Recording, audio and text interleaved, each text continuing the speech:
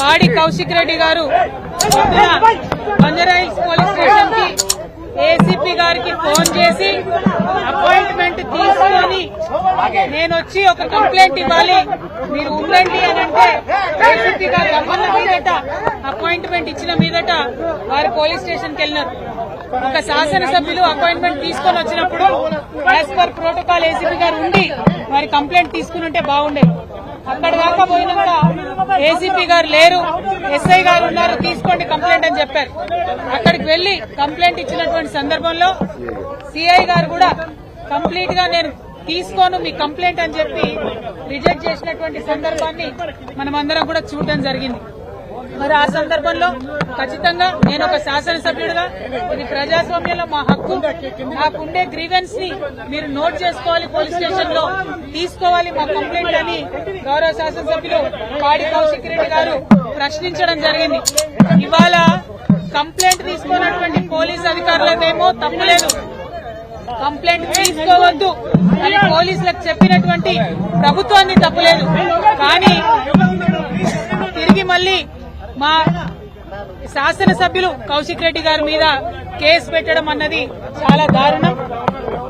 అది కూడా సెక్షన్లు పొద్దున్నుండి ఇప్పుడొకటి రేపొకటి అన్నట్టు అర్ధగంటకు ఒక సెక్షన్ మార్చుకుంటూ పొద్దున్న 10కి అరెస్ట్ చేసిన కౌశిక్ రెడ్డి గారిని ఇప్పటి వరకు కూడా రిమాండ్ తీసుకెళ్లకపోవడం అన్నది డెఫినెట్ గా అన్యాయం. కేవలం 5 తర్వాత కోర్టులు మూసేసిన తర్వాత మా శాసనసభ్యుల్ని మరి కంపల్సరీ డిటెన్షన్ లో పెట్టాలనే ఉద్దేశంతో అరెస్టు చేసి ఒక్క రోజన్నా జైల్లో పెట్టాలన్న ఉద్దేశంతో ఈ జాప్యం చేస్తున్నారు ప్రభుత్వం అని చెప్పి మేము భావిస్తా ఉన్నాం. మరి వారిని చూడడానికి వెళ్లిన మా సీనియర్ శాసనసభ్యులందరినీ కూడా ఇవాళ జగదీశ్వర్ రెడ్డి గారిని కావచ్చు, హరీష్ అన్నన్ కావచ్చు, మరి ఇంకా చాలా మంది శాసనసభ్యులు వివేకన్న గారు అట్లానే మా సంజయ్ అందరినీ కూడా అరెస్ట్ చేయడం చాలా దారుణం. మేము ఇవాళ ఖండిస్తా ఉన్నాం.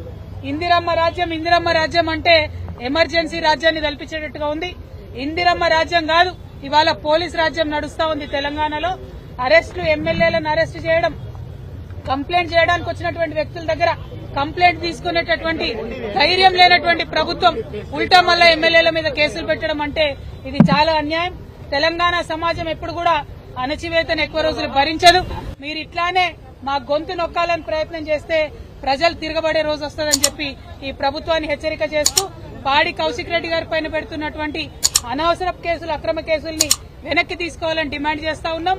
ప్రివెంటివ్ అరెస్ట్ చేసినటువంటి మా బీఆర్ఎస్ ఎమ్మెల్యేలందరినీ కూడా తక్షణమే రిలీజ్ చేయాలని కూడా డిమాండ్ చేస్తా ఉన్నాం. జై తెలంగాణ.